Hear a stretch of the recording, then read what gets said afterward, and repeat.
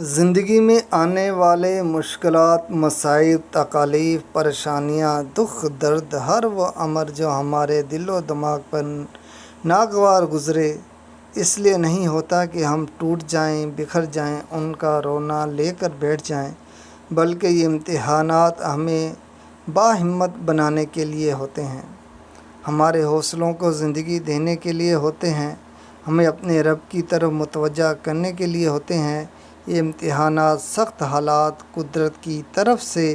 وہ بھٹیاں ہیں جن میں سے ہمیں گزار کر پکا کیا جاتا ہے،